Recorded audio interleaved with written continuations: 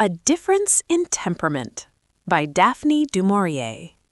He leant against the mantelpiece, nervously jingling the change in his pockets. He supposed there would be another scene. It was so unreasonable the way she minded him going out with her. She never seemed to realize that he just had to get away sometimes, for no particular reason, but because it gave him a sense of freedom. He loved to slam the front door behind him and to walk along the street to a bus, swinging a stick. There was something about the feeling of being alone he could not explain to anyone, not even to her. The delicious sense of utter irresponsibility, of complete selfishness. Not to have to look at his watch and remember, I promised to be back at 4, but at 4 to be doing something quite different that she would not know. The feeblest thing. Even driving in a taxi she had never seen, to have the sensation of leaning back and smoking a cigarette without turning his head and being aware of her beside him. He would come back in the evening and tell her about it. They would sit in front of the fire and laugh, but at least it would have been his afternoon, not theirs, but his alone. This was what she resented, though. She wanted to share everything. She could never imagine doing things apart from him. She had an uncanny way of reading his thoughts, too.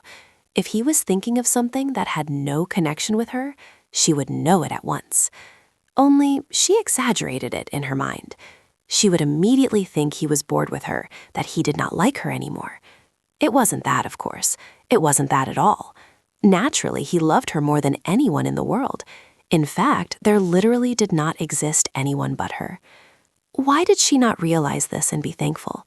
Why must she chain him to her, his mind, his body, his soul, without allowing the smallest part in him to stray, even for a little distance?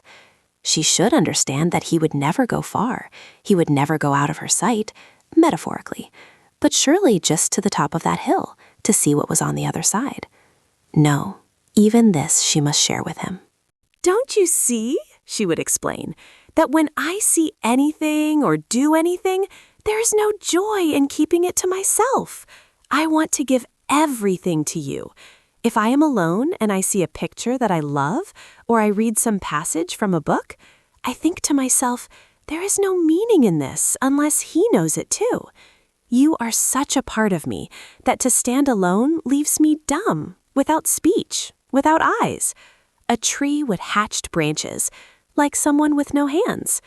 Life is valueless unless I can share everything with you. Beauty, ugliness, pain. There must be no shadows between us, no quiet corners in our hearts. Funny. Yes, he saw what she meant, but he could not feel like this.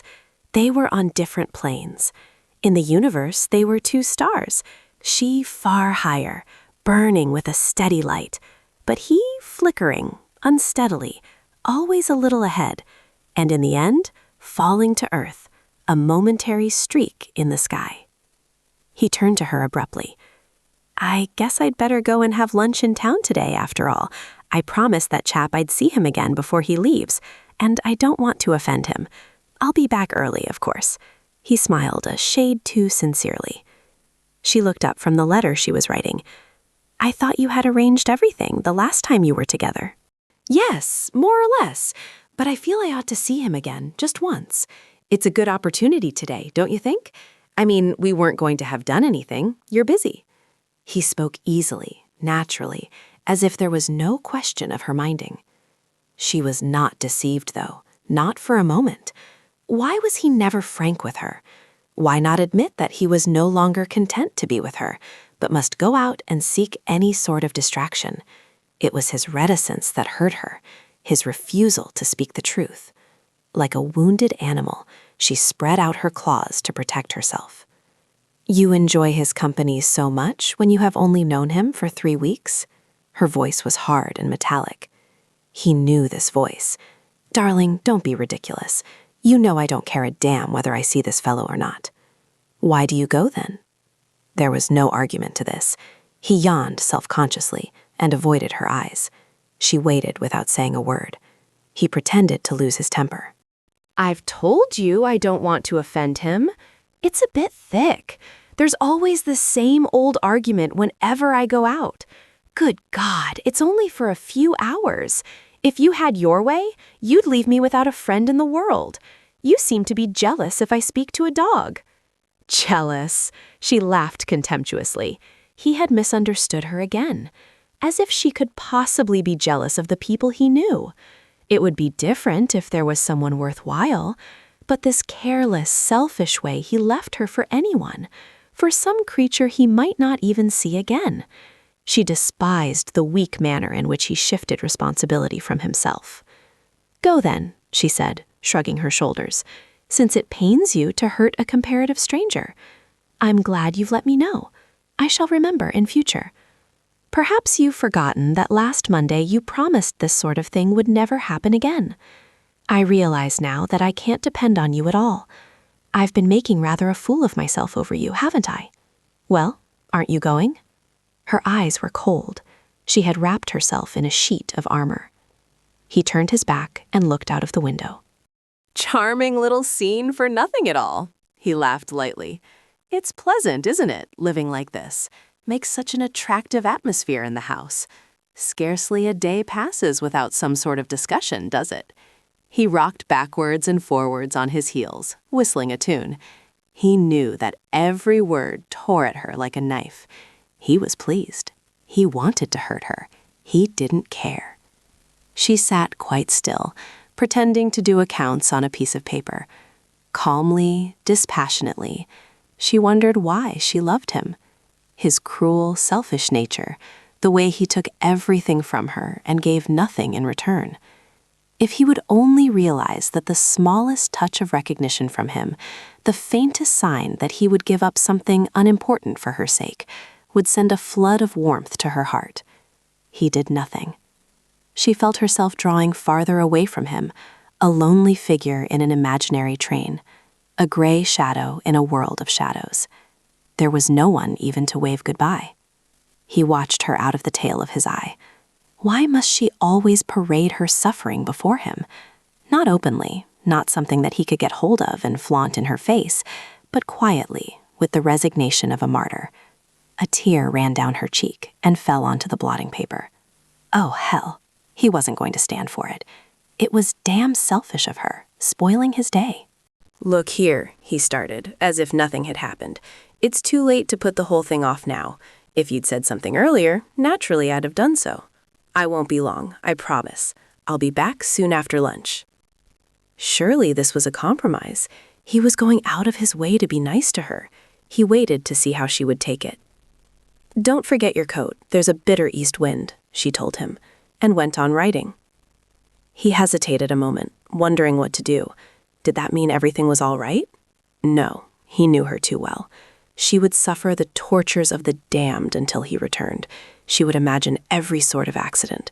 She would bottle up this scene in her mind, making more out of it than there had been. Why didn't he chuck away this footling lunch and stop with her? He didn't want to go now at all. He never had, really, all the time. Another tear fell onto the blotting paper. Shall I not go after all? He suggested weakly, pretending not to notice the tear. She made a movement of impatience. Did he think she was to be won as easily as this? He was trying to save himself. He was anxious to make up to her, to kiss and be friends like a child, and then forget all about it until the same thing happened again. Did he really want to stay with her? She gave him one more chance. Do just as you think best. Don't attempt to stay unless you feel like it. Her voice was cool, impersonal. Damn it all, she might show some sort of emotion. He had offered to stop, and this was how she took it? No, he didn't see why he should be always giving in to her. What a bore everything was. Why couldn't they live in peace? It was all her fault. Perhaps I'd better go. It looks rather rude, he said carelessly, and strolled from the room, banging the door on purpose. He wouldn't bother to put on his coat. It would serve her right if he caught pneumonia. He had a vision of himself, stretched on a bed, coughing and gasping for breath. She bending over him with an agony of fear in her eyes. She would fight for his life, but she would lose. It would be too late. He could see her planting violets on his grave, a solitary figure in a gray cloak. What a ghastly tragedy. A lump came into his throat. He became quite emotional, thinking of his own death. He would have to write a poem about this. From behind the curtains, she watched him walk to the end of the street. She was sure he had forgotten her already. She felt she did not care what he did anymore. It was all over. She rang the bell and began to scold the maid for no reason. He hated the lunch. The man was a bore. He couldn't even listen to what he was saying. He felt ill, too. His wish was probably coming true, and he was catching pneumonia. What a God-forsaken fool he was to have come. There was no point in it at all. He had probably been and mucked up his life just for this. And all the while, the fellow was rambling on about a whole lot of damned silly people he never wanted to see again. He'd cut everyone out of his life in future. Nobody mattered but her. They'd leave this beastly country and go and live abroad. Perhaps when he went home, he would find she had left him for good. There would be a note pinned on the desk. What would he do? He couldn't live without her. He'd commit suicide. He'd chuck himself into the river. Surely she loved him too much to do this. He could imagine the house blank and silent, the wardrobes empty of her dresses, the desk bare. Gone, leaving no address behind her. No, she would not do it. It was impossible. It was cruel. It would kill him. What on earth was this idiot jabbering about? I told her frankly I wasn't going to stand for it. I haven't the money for one thing, and besides, I've got to consider my reputation. Don't you think I was right? Oh, perfectly. Absolutely. He hadn't listened to a word, as if he cared about this fellow's hellish reputation. You know I must push off. I've got an appointment with my publisher. He lied. Somehow he managed to get away. What did it matter if he was rude? The man had ruined his life anyway. He leapt into a taxi. "Drive like the devil," he shouted. Stop, though. He suddenly had a longing to buy her something. The most priceless jewel, the most marvelous furs, anything. He would like to shower gifts at her feet. Perhaps there wasn't time for all this. It would have to be flowers after all. It was months since he had bought her flowers. How foul of him. He chose an azalea, an enormous one with pink waving buds. "This will last a month or more if it's watered frequently," said the woman. "Will it really?" He became quite excited. He walked out of the shop clutching the pot in his arms. She would be pleased with this. A month. Pretty good value considering. The buds were small now, but they would open a little every day. They would get bigger. The plant would grow into a small bush. The symbol of my love, he thought sentimentally. Supposing she had gone, though. Supposing she had killed herself. He would go mad. He would scatter the petals of the azalea over her body with a wild, despairing cry. Rather an effective scene for the last act. He must remember this. No, by God, he would never write another line again. He would dedicate the whole of his life to her alone. Ugh, how he was suffering. If she only knew what he was going through. His heart was bursting. It had never happened to anyone in the world before. What had he done that he should suffer so? He was certain there would be an ambulance outside the door. They would be carrying her limp form on a stretcher. He imagined himself leaping from the taxi and covering her pale, dead hand with kisses. My beloved, my beloved. No, the street was empty. The house seemed unchanged. He paid the taxi and opened the front door. Silently, like a thief. He crept upstairs and listened outside her room. He heard her move. Thank God. Nothing had happened then. He wanted to shout for joy. He burst open the door, a fatuous smile on his face. Poor darling. Had she been writing letters all day? Her face was white and strained. Why on earth was she looking so unhappy? Wasn't she pleased to see him back? "Look," he stammered foolishly, "I've bought you an azalea." She did not smile. She scarcely noticed the flower. "Thank you," she said in a dull voice. How inevitable of him. How unfeeling and unintelligent. Would he never understand her? Did he think he could just go off and enjoy himself after having broken her heart and then bring back this plant as a peace offering? She could picture him saying to himself, "Oh, I've only got to buy her a flower and then kiss her. She'll forget all about this morning." If only it was as easy as that. His attitude wounded her, distressed her beyond measure. He had no heart, no delicacy of thought. "Don't you like it?" he asked her, like a spoiled child. Why had he bought the beastly thing? His agony at lunch, his terrible impatience in the taxi, meant nothing to her. Everything was a failure. The azalea looked foolish and conceited in its big pot. It seemed quite different in the shop. Now it mocked him. The color was vulgar, much too pink. It was a hideous type of flower altogether. It didn't even smell. He wanted to crash it to the ground. "Are you going to make a habit of this in future? A reminder for each time you hurt me?" she asked him. She loathed herself. She hated her words. She longed to say something entirely different. The atmosphere was terrible. Why couldn't they be themselves again? He had only to make the first move. But her speech stung him. She insisted on ignoring every word he said. "My God," he shouted, "there'll never be another time. I'm finished with the whole damned business. Finished. Do you understand?" He left the room and went out of the house. The door slammed behind him. "But that's not what I meant," he thought. "That's not what I meant at all."